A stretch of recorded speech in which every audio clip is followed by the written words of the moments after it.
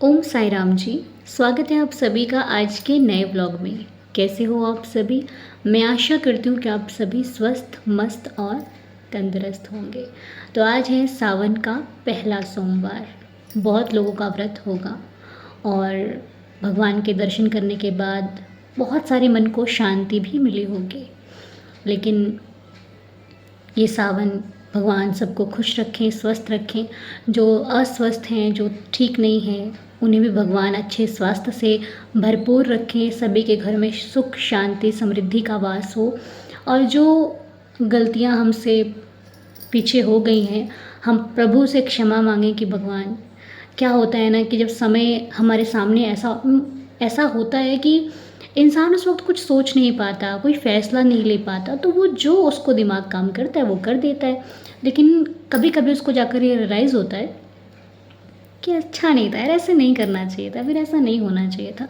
लेकिन कहते हैं अपनी गलती का एहसास होना भी एक अच्छी बात होती है। जिसको गलती का एहसास हो जाए वो बहुत अच्छा व्यक्ति होता है, क्योंकि गलती मानना भी एक बहुत बड़ी बात होती है।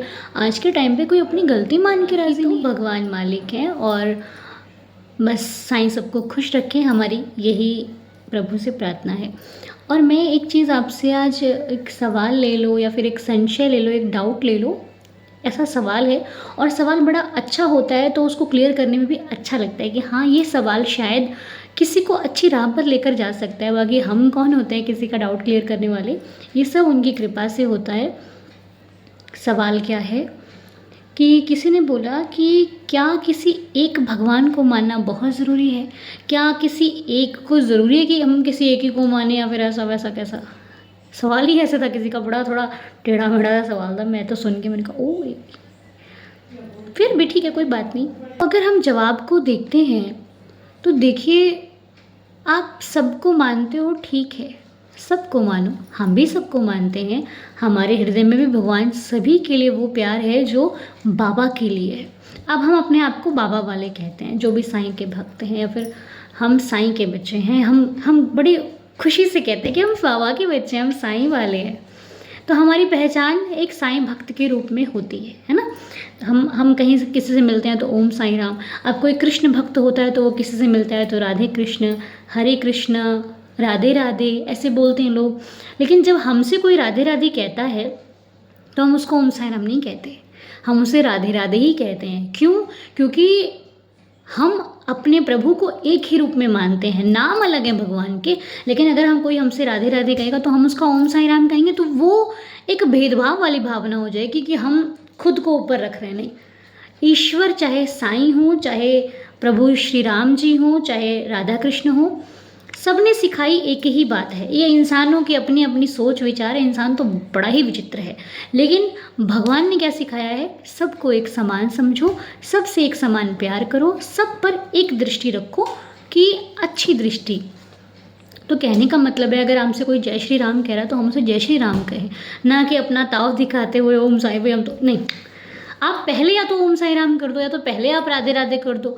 लेकिन अगर उसने आपसे राधे राधे किया है तो उसका जवाब राधे राधे ही दो, उसके बाद ओम साईं राम कहो। इससे क्या होता है, हम भगवान का सम्मान करते हैं, क्योंकि उधर से राधे राधे की ध्वनि आ रही है, वो प्रभु हमारे पास आ रहे हैं और हम उन्हें स्वीकार करेंगे ना, तो हम राधे राधे करेंगे। जय हो प्रभु का है, क्योंकि हम एक नज़रिए से देख रहे हैं। हमारा बाबा ने हमें क्या सिखाया? सबका मालिक एक, तो हम एक ही। बाकी ऐसा मेरा समझना है, मैं ऐसा मानती हूँ। बाकी कोई क्या समझता है, सबकी देखो अपनी अपनी मति है, सब अपनी अपनी मति अनुसार सोचते हैं, मैं अपनी मति अनुसार सोचती हूँ। लेकिन मुझे जैसा लगा वो मैंने आपके साथ शेयर किया, एक सवाल को सामने रखते हुए। अब दूसरी बात यहाँ पर ये होती है, आपका एक आराध्य क्यों होना ज़रूरी है? मैं अपनी बता रही हूँ, मैं कहीं लिखी और देखी बात नहीं बता रही हूँ। जो मेरी मति में काम करती है मैं आपसे वो शेयर कर रही हूँ। अगर हो सकता है मुझसे गलती हो जाए, क्योंकि मैं भगवान तो हूँ नहीं, एक इंसान हूँ, बहुत गलतियाँ होती हैं मुझसे। कई बार गलती करने में सोचती हूँ यार अनु नहीं करना चाहिए था, फिर कहते प्रभु मुझे माफ़ कर दो, मुझे क्षमा कर दो। तो एक आराध्य आपका क्यों होना चाहिए? आप गौर करो, गौर करना कि भगवान है ना, साईनाथ है। साईनाथ की नगरी क्या होती है? शिरडी। कृष्ण भगवान की नगरी कौन सी है? वृंदावन, मथुरा वृंदावन। भगवान राम की नगरी कौन सी है? अयोध्या। भोलेनाथ की नगरी कौन सी है? काशी। तो भगवान की एक ही नगरी क्यों है? भगवान तो कण कण में है, यहाँ पर भी हैं, लुधियाना में भी हैं, अमृतसर में भी हैं, चंडीगढ़ में भी हैं, लेकिन काशी में शिव भोलेनाथ क्यों है? महाकाल के दर्शन करने हम उज्जैन ही क्यों जाते हैं? भगवान वहीं पे क्यों है? कण कण में है भगवान। क्यों? सोच के देखो कभी। बाबा शिरडी में ही क्यों है? बाबा का नाम शिरडी में ही क्यों? बाबा शिरडी ही क्यों गए? लुधियाना भी आ सकते थे, शिरडी क्यों चुना उन्होंने? सोचने वाले आप सोचिए, मैं क्यों बोलूँ, आप खुद सोचिए ना। माता रानी कहाँ है? जम्मू में, वैष्णो देवी क्यों है वहाँ पर? पहाड़ों पर कोई क्यों चुना महामाई ने? क्योंकि एक जगह पर अपना ध्यान लगाना अति आवश्यक है। क्यों कहते हैं कि एक के साधे सब सधे और सब साधे सब जाए? मेरे माता पिता जी कहते हैं ऐसी ये कहावत। क्यों कहते हैं कि दो नाव में पैर रखने वाला डूब जाता है? ऐसा होता है कि जब आप एक आराध्या पर निर्भर होते हो ना, एक को पुकारोगे, एक ही पे श्रद्धा रखोगे, तो आपकी श्रद्धा दृढ़ होगी। अगर आज कभी इधर कभी उधर, कभी उधर कभी उधर, तो आप श्रद्धा दृढ़ नहीं हो पाएगी, आपकी भटकती रहेगी श्रद्धा। ऐसा मुझे लगता है कि अगर हम भगवान तो सबको मानते हैं, अब मैं और आप जैसे अच्छे अच्छे भक्त क्या सब भगवान पर अपनी श्रद्धा नहीं दिखाते? आज सावन का पहला सोमवार था, हम प्रभु के पास गए, महादेव के दर्शन किए, माँ गौरा के दर्शन किए, आशीर्वाद प्राप्त किया, हरी हरी चूड़ियाँ पहनी, सावन में मम्मा ने पहनाई मुझे, क्यों? तो हम बाबा के दर्शन करने गए, भोले बाबा के दर्शन किए। तो क्या हम भोले बाबा को नहीं मानते? मानते हैं, लेकिन दर्शन कर रहे थे, भोले बाबा के मुंह से निकल रहा था ओम साई राम। तो ये एक भक्ति होती है जो आपकी किसी एक पर दृढ़ होती है। ऐसा होता है, इसका मतलब ये नहीं होता कि वो भक्त उनका नहीं। हमें सबका सम्मान करना है, लेकिन हम जाने किसी एक भगवान के नाम से जाते हैं। हम साईं भक्त के नाम से जाने जाते हैं, और मृत्यु तक ये शरीर, ये वाणी, ये जिह्वा बाबा का नाम लेते लेते ही जाएगी। अब मैं बाबा के हो चुके हैं हम, तो अब हम बाबा के सिवा कुछ नहीं देखते। मैं मानोगे आप, मेरे को लाख दुख हो, पूरे मंदिर में सभी भगवान हैं हमारे, लेकिन नज़र मेरी बाबा पर ही क्यों जाती है?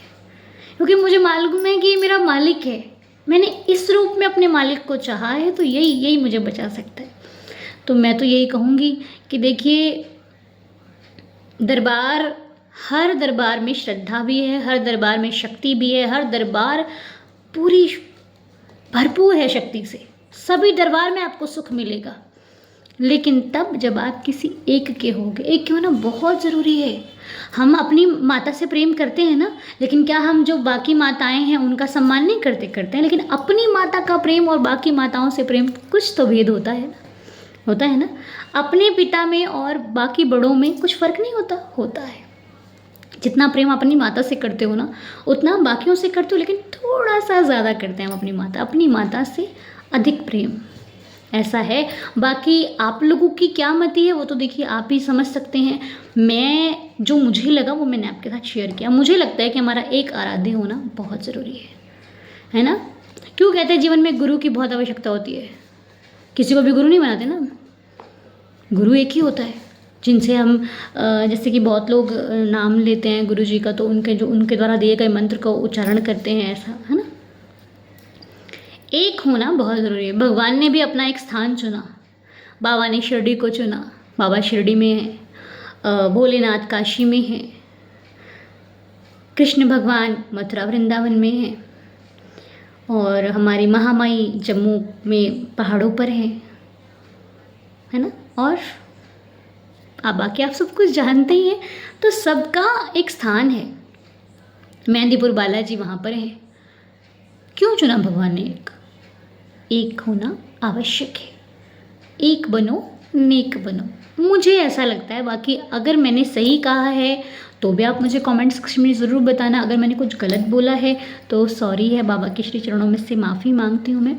लेकिन अगर मैंने अच्छा बोला तो आप इसको लेना अपनी लाइफ में इसको फॉलो करना। अगर मैंने अच्छा नहीं बोला हो तो एक कान से सुन के दूसरे कान से बाहर निकाल देना।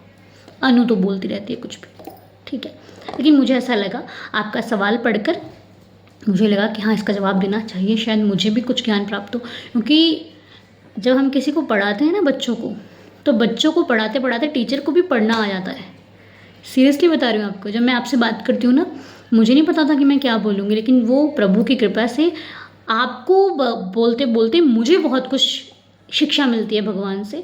क्योंकि हम ऐसा मानते हैं कि हम पल पल उनकी शरण में हैं, उनकी निगरानी में हैं। जैसे कहीं पर लिखा होता है ना कि आप कैमरे की निगरानी में, तो हम पल पल उनकी निगरानी में हैं। इसलिए हमें किसी से डर हो या ना हो, अपने भगवान से हमेशा डरना चाहिए।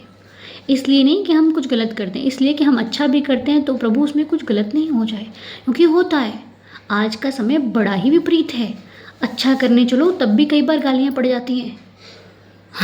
अच्छा करने चलो तब भी कई बार दोषी ठहराए जाते हो।